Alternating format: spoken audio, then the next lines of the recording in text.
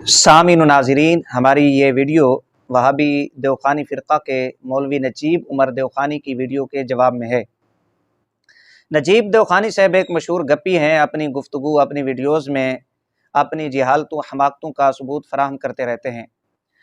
نجیب دیوخانی صاحب کو چونکہ امام المناظرین بننے کا کیڑا بہت زیادہ تنگ کرتا ہے، تو حضرت کا جب تک یہ کیڑا مر نہیں جاتا ہم حضرت کو منہ توڑ جواب دیتے رہیں گے۔ سامعین و ناظرین، نجیب دیوخانی صاحب نے ایک ویڈیو بنائی جو تقریباً 12 منٹ پر مشتمل ہے۔ اس میں مولوی اسماعیل دہلوی کی ایک ناپاک گستاخانہ کفریہ عبارت کا ناکام طور پہ دفاع کرنے کی کوشش کی۔ سامعین و ناظرین، نجیب دیوخانی کی ویڈیو کا خلاصہ آپ سماعت فرما لیں۔ نجیب دیوخانی کی یہ ویڈیو جو 12 منٹ پر مشتمل ہے، اس میں اسماعیل دہلوی کی ناپاک عبارت کی، جس میں اسماعیل دہلوی نے اللہ کی جانب لفظ مکر کی نسبت کی، اس کا دفاع کرتے ہوئے ہمارے اکابرین کے چند حوالہ جات فتاوی جات پیش کیے، اور پھر اس کے بعد نجیب دیوخانی نے چند حوالہ جات وہ پیش کیے علماء اہل سنہ و جماعت کی بعض کتب سے، کہ جس میں علماء اہل سنہ و جماعت لفظ مکر کا مفہوم، لفظ مکر کی تشریح مراد بیان کر رہے ہیں۔ تو نجیب دیوخانی نے وہ حوالہ جات پیش کر کے یہ رونا دھونا شروع کیا کہ اگر تم اسماعیل دہلوی قتیل کو کافر یا گستاخ ڈکلیئر کرتے ہو لفظ مکر کے انتساب اللہ کی جانب کرنے پہ، تو تمام کے تمام یہ حضرات کافر اور گستاخ قرار پا جائیں گے، جس میں شیخ عبدالحق محدث دہلوی رحمہ اللہ کا حوالہ پیش کیا، مولانا روم رحمہ اللہ کا حوالہ پیش کیا، علامہ سعیدی رحمہ اللہ کا حوالہ پیش کیا، علامہ عبدالرزاق بھترالوی رحمہ اللہ کا حوالہ پیش کیا، حفیظ البرکات شاہ صاحب کا حوالہ پیش کیا، مولانا عبدالمالک صاحب اور کپتان وحد بخش سیال کا حوالہ پیش کیا۔ یہ چند حوالہ جات پیش کیے اور یہ کہا کہ جی یہ تمام کے تمام حضرات پھر گستاخ اور کافر قرار پا جائیں گے۔ یہ نجیب دیوخانی کی ویڈیو کا خلاصہ ہے۔ سامعین و ناظرین، نجیب دیوخانی ہو اور کس بیانی دھوکہ دہی سے کام نہ لے، مکاری سے کام نہ لے، یہ کیسے ہو سکتا ہے؟ نجیب دیوخانی کی یہ دوسری ویڈیو ہے لفظ مکر کے متعلق۔ پہلی ویڈیو موصوف کی وَمَكَرُوا وَمَكَرَ اللَّهُ وَاللَّهُ خَيْرُ الْمَاكِرِينَ، اس آیت مقدسہ کے ترجمے پہ ہے جو نجیب دیوخانی نے بنائی، اور اس میں نجیب دیوخانی نے جو کس بیانی عیاری مکاری سے کام لیا، اللہ کے فضل و کرم سے بندہ ناچیز نے اس کا منہ توڑ جواب دیا۔ تو نجیب دیوخانی ایک حربہ استعمال کرتا ہے، ایک نیا طریقہ اس نے استعمال کیا لوگوں کو گمراہ کرنے کے لیے۔ وہ کیا ہے کہ یہ بندہ مختلف اقوال کو، مختلف حوالہ جات کو، مختلف فتاوی جات کو، مختلف مسائل کو گڈ مڈ کر کے، خلط ملط کر کے ایک بنا کر لوگوں کے سامنے پیش کرتا ہے تاکہ لوگ اشتباہ کا شکار ہو جائیں۔ پچھلی ویڈیو میں بھی موصوف نے ایسا کیا اور اس ویڈیو کے اندر بھی موصوف نے ایسا کیا۔ سامعین و ناظرین، نجیب دیوخانی کی ویڈیو کا جواب دینے سے پہلے 2-3 باتیں ذہن نشین کر لیں، سماعت فرما لیں، انہیں یاد کر لیں، تاکہ جو نجیب دیوخانی کا یہ نیا حربہ ہے، نیا طریقہ ہے عوام کو گمراہ کرنے کا اور اپنے اکابرین کے کفریات کو چھپانے کا، ان کا ناکام دفاع کرنے کا، وہ آپ پہ زہر ہو جائے، آپ کو پتہ چلے کہ یہ کتنا بڑا مکار شخص ہے، کتنا بڑا دھوکے باز شخص ہے۔ پہلے نمبر پہ یہ بات ذہن نشین کریں کہ محض الفاظ کے ترجمہ کرنے کی بنا پر، الفاظ کا ترجمہ کرتے ہوئے اگر کسی نے لفظ مکر کا انتساب اللہ کی جانب کر دیا تو ہم اسے کافر یا گستاخ قرار نہیں دیتے۔ محض الفاظ کے ترجمہ کرنے پہ ہم کسی کو کافر یا گستاخ ڈکلیئر نہیں کرتے۔ ایک بات یہ ہوگی۔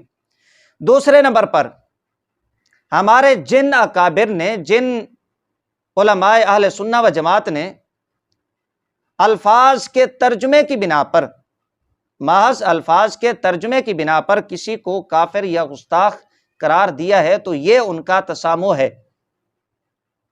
2 باتیں ہوگی۔ تیسری بات یہ ہے کہ جن کو کافر یا گستاخ قرار دیا گیا الفاظ کے ترجمہ کرنے کی بنا پر، تو وہ محض الفاظ کے ترجمہ کرنے کی بنا پر کافر یا گستاخ قرار نہیں دیا گیا، بلکہ ان حضرات کے، ان مولویوں کے عقائد و نظریات کو سامنے رکھ کر انہیں کافر یا گستاخ قرار دیا گیا۔ اب وہابی دیوخانی فرقہ ہے، ان کے عقائد و نظریات اللہ تعالیٰ کے متعلق کیا ہیں؟ یہ اللہ تعالیٰ کو جھوٹا کہتے ہیں، اللہ تعالیٰ کو زانی کہتے ہیں، اللہ تعالیٰ کو شرابی کہتے ہیں، اللہ تعالیٰ کو چور کہتے ہیں۔ یہ پچھلی ویڈیو کے اندر میں نے حوالہ جات پیش کیے، تذکرۃ الخلیل کے اندر واضح طور پہ ان کا عقیدہ لکھا ہوا ہے کہ مقدور العبد مقدور باری تعالیٰ ہے۔ کیا مطلب؟ کہ جو کام بندہ کر سکتا ہے وہی کام اللہ کر سکتا ہے۔ بندہ اب زنا کرتا ہے تو نعوذ باللہ اللہ بھی زنا کرتا ہے، بندہ چوری کرتا ہے نعوذ باللہ اللہ بھی چوری کرتا ہے، بندہ جھوٹ بولتا ہے اللہ بھی جھوٹ بولتا ہے۔ یہ وہابی دیوخانی فرقے کا عقیدہ ہے اللہ تعالیٰ کے متعلق۔ اسی طرح الجہد المقل کے اندر واضح طور پہ دیوخانی فرقے کا، وہابیوں کا یہ عقیدہ لکھا ہوا ہے کہ اللہ تعالیٰ افعال قبیحہ پر قادر ہے۔ جتنے برے افعال ہیں، جتنے برے کام ہیں، اللہ تعالیٰ ان تمام برے افعال، برے کاموں کے اوپر قادر ہے۔ یہ عقیدہ ہے وہابی دیوخانی فرقے کا اللہ تعالیٰ کے متعلق۔ تو جن حضرات نے کافر یا گستاخ انہیں قرار دیا تو وہ ترجمہ کرنے کی بنا پر نہیں ہے، بلکہ ان کے عقائد و نظریات کو سامنے رکھتے ہوئے ان پہ کفر اور گستاخی کا فتویٰ دیا۔ یہ تین باتیں ہو گئیں۔ پچھلی ویڈیو کے اندر بھی اس کی وضاحت کی ہے، چونکہ یہ بندہ سمجھتا نہیں ہے اور اس کی کھوپڑی کے اندر عقل نہیں ہے، یہ بس عوام کو گمراہ کرنے پہ لگا ہوا ہے اور اپنے اکابرین کا ناکام طور پہ دفاع کرنے میں یہ بیچارہ لگا ہوا ہے۔ شاید اس کو امام المناظرین کا لقب مل جائے دیوخانیوں کی جانب سے۔ میرا نہیں خیال کہ دیوخانی فرقہ کے لوگ ابھی اس کو امام المناظرین سمجھیں یا اس کو مانیں۔ یہ تین باتیں ہو گئیں۔ اس کے بعد جو حوالہ جات نجیب دیوخانی نے پیش کی ان کی کیا حقیقت ہے؟ سامعین و ناظرین، سب سے پہلے یہ آپ سمجھ لیں کہ ہر زبان کے اصول و ضوابط الگ ہیں، ہر زبان کے قوانین مختلف ہیں، محاورات الگ ہیں، جدا جدا ہیں۔ تو جب اصول و ضوابط، قوانین مختلف ہیں، محاورات الگ الگ ہیں، تو فتویٰ بھی اسی زبان کے مطابق، اسی زبان کے اصول و ضوابط، قوانین کے مطابق ہوگا۔ یہ نہیں ہو سکتا کہ لغت عربی کی ہے، فتویٰ اردو زبان کے اصول و ضوابط کو سامنے رکھ کر عربی پہ فتویٰ لگے۔ زبان لغت فارسی کی ہے، فتویٰ اردو زبان کے اصول و ضوابط کو سامنے رکھتے ہوئے فارسی پہ لگا دیا جائے۔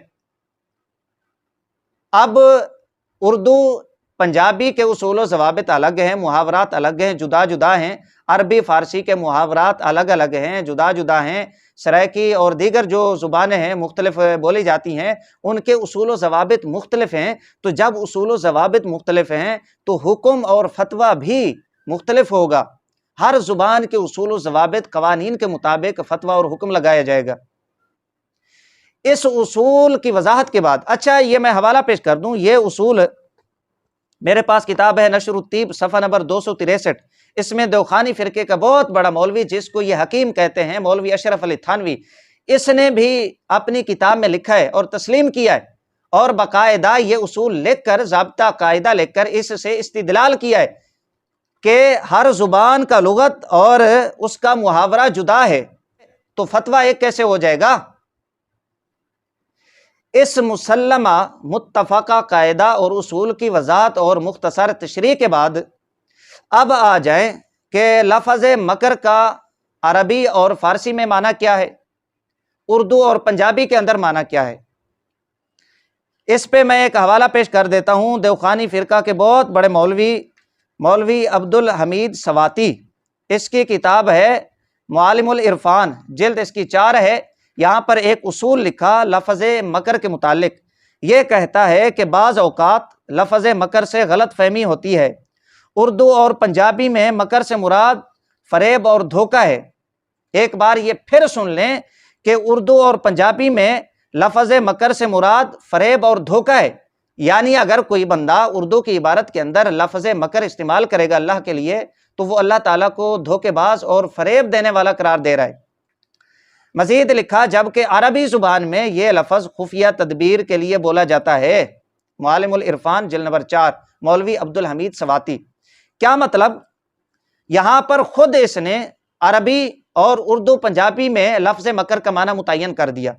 عربی میں اس کا معنی خفیہ تدبیر ہے، اردو اور پنجابی کے اندر اس کا معنی دھوکہ دینا اور فریب دینا ہے۔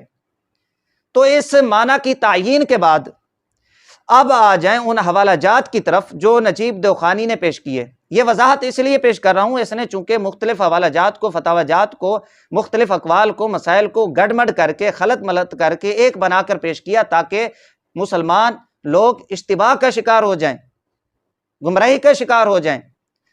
تو اب آ جائیں ان حوالہ جات کی جانب جو نجیب دیوخانی نے پیش کیے۔ پہلا حوالہ شیخ محقق کا پیش کیا، شیخ عبدالحق محدث دہلوی رحمہ اللہ کی کتاب، دوسرا حوالہ مولانا روم رحمۃ اللہ تعالی علیہ کا۔ تو یہ دونوں کتابیں فارسی میں ہیں۔ تو فارسی کے اندر لفظ مکر کا انتساب اللہ کی جانب کیا گیا۔ تو جب فارسی میں مکر کا انتساب اللہ کی جانب ہے تو فارسی ایک الگ زبان ہے، تو اس کے اصول و ضوابط بھی الگ ہیں۔ وہ قاعدہ جو تھانوی نے بیان کیا ہے اس کے محاورات الگ ہیں۔ تو جب اصول و ضوابط قوانین الگ ہیں، محاورات الگ ہیں، تو اس پہ فتویٰ اردو والا کیسے لگے گا؟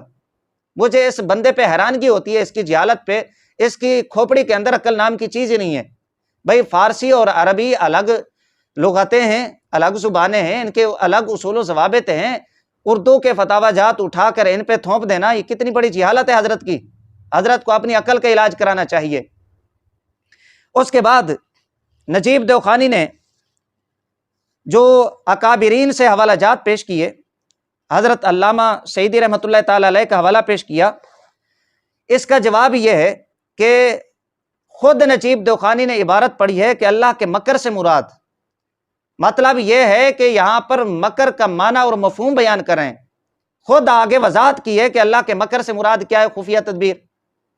اسی طرح ایک حوالہ پیش کیا علامہ عبدالرزاق بطرالوی رحمۃ اللہ تعالی علیہ کا کہ وہ خود لکھتے ہیں اللہ کے مکر سے مراد تدبیر ہے، یہاں پر مکر کا معنی مفہوم بیان کر رہے ہیں، خفیہ تدبیر اس کا معنی جو امام اہل سنت رحمہ اللہ نے بیان کیا ہے وہی بیان کر رہے ہیں۔ دو حوالے۔ تیسرا حوالہ پیش کیا حفیظ البرکات شاہ صاحب کا کہ بعض نے کہا مکر خدا سے مراد یہ ہے کہ بندے کو ڈھیل دینا اور دنیاوی ساز و سامان پر قدرت دینا ہے۔ بعض کا قول نقل کر رہے ہیں حفیظ البرکات شاہ صاحب اور اس کا معنی مفہوم بیان کر رہے ہیں۔ اب ظاہر بات ہے لفظ مکر یہ قرآن پاک میں استعمال ہوا ہے، اس کا ترجمہ تو بیان کرنا ہے۔ بھئی عربی کے اندر یا فارسی میں لفظ مکر مستعمل ہوا ہے تو اس کا جب ترجمہ کریں گے، مفہوم بیان کریں گے تو وہ خفیہ تدبیر، ڈھیل دینے، دنیاوی ساز و سامان پر قدرت دینے کے ہوں گے۔ اسی طرح ایک حوالہ پیش کیا مولانا عبد المالک صاحب کا جس میں یہ لفظ واضح طور پہ ہیں کفار کو پتہ نہ لگے، وہی معنی خفیہ تدبیر ہے۔ اسی طرح ایک اس نے حوالہ پیش کیا کپتان وحد بخش سیال کا، یہ بندہ مختلف فی ہے، یہ بندہ متنازع ہے، یہ اہل سنہ و جماعت سے تعلق نہیں رکھتا، لہٰذا یہ ہمارے لیے حجت نہیں ہے۔ یہ چند حوالہ جات نجیب دیوخانی نے پیش کیے۔ تو اب خلاصہ اور مفہوم یہ ہے کہ ہمارے جن اکابرین نے گستاخی کا فتویٰ لگایا، کفر کا فتویٰ لگایا، بے ادبی کا فتویٰ لگایا، وہ عربی اور فارسی میں لفظ مکر کے انتساب اللہ کی جانب کرنے پہ نہیں لگایا، بلکہ ان وہابی دیوخانی فرقہ کے مولویوں پہ لگائے کہ جن کے عقائد و نظریات ہی یہی ہیں کہ اللہ تعالیٰ جھوٹ بول سکتا ہے، اللہ تعالیٰ زنا کر سکتا ہے، اللہ تعالیٰ دھوکہ دے سکتا ہے، اللہ تعالیٰ فریب دیتا ہے، اللہ تعالیٰ مکرہ ہے نعوذ باللہ۔ اس بنا پر انہوں نے فتوے لگائے کہ ان کے عقیدے اور نظریے یہ ہیں۔ تذکرۃ الخلیل کا حوالہ پہلے بھی پیش کیا، پچھلی ویڈیو میں بھی پیش کیا تھا، الجہد المقیل کا حوالہ پیش کیا، یہ میرے پاس تقویۃ الایمان جس کا دفاع مولوی نجیب دیوخانی اس ویڈیو میں کر رہے تھے، یہ کتاب اب اردو کے اندر ہے اور ان کے عقائد و نظریات کی معتبر مستند کتاب ہے۔ اس کے بارے میں دیوخانی فرقہ یہ کہتا ہے کہ اس کا ماننا عین ایمان، انکار کفر ہے۔ اب اس کتاب کے اندر اللہ تعالیٰ کو مکرہ کہا گیا کہ اللہ کے مکر سے ڈرنا چاہیے۔ یہ کتاب نہ عربی میں ہے نہ فارسی میں ہے بلکہ اردو زبان کے اندر ہے، اور ان کا عقیدہ نظریہ بھی یہی ہے۔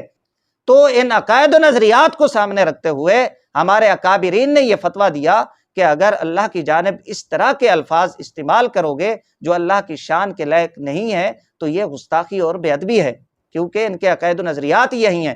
لہٰذا یہ خلط ملط گڑ مڑ کر کے حوالہ جات پیش نہ کریں، یہ کوئی فائدہ دینے والے نہیں ہیں آپ کو۔ اور باقی جو علماء اہل سنہ و جماعت کی عبارات پیش کی میں واضح طور پہ کہہ چکا ہوں، اس میں وہ لفظ مکر کا معنی اور مفہوم بیان کر رہے ہیں، لفظ مکر کا معنی اور مفہوم بیان کر رہے ہیں، خفیہ تدبیر، کفار کو پتہ نہ لگے، ڈھیل دینا، یہ معنی بیان ہو رہے ہیں، خود اپنی زبان سے پڑھ رہا ہے کہ اس سے مراد یہ ہے، تو مراد یہ مطلب کیا ہے کہ اس کا معنی بیان کریں، جبکہ تمہارے اکابرین نے قرآن پاک کی آیات کے تراجم کی آڑ میں اپنے گندے عقائد کا اظہار کیا، اس کا پرچار کرنا چاہا۔ یہ تقویت الایمان کے اندر عقیدہ ہے کہ اللہ کے مکر سے ڈرا جائے، الجہد المقل کے اندر عقیدہ ہے، تذکرۃ الخلیل کے اندر تمہارا یہ عقیدہ لکھا ہوا ہے، اور تمہاری کتب بھری پڑی ہیں کہ اللہ تعالیٰ ایسا ہے ویسا ہے، نعوذ باللہ۔ تو جن اکابر نے فتویٰ لگایا ہے تمہارے ان عقائد و نظریات کی بنا پر لگایا ہے۔ یہ تھا وہابی نجیب دیوخانی صاحب کی ویڈیو کا جواب، اور جو اس نے حوالہ جات کو خلط ملط گڑ مڑ کر کے پیش کیا اس کا آپ حضرات کے سامنے میں نے اظہار کر دیا ہے۔ آپ خود اندازہ لگا لیں کہ نجیب دیوخانی کتنا بڑا مکار ہے، کتنا بڑا کذاب ہے یہ شخص۔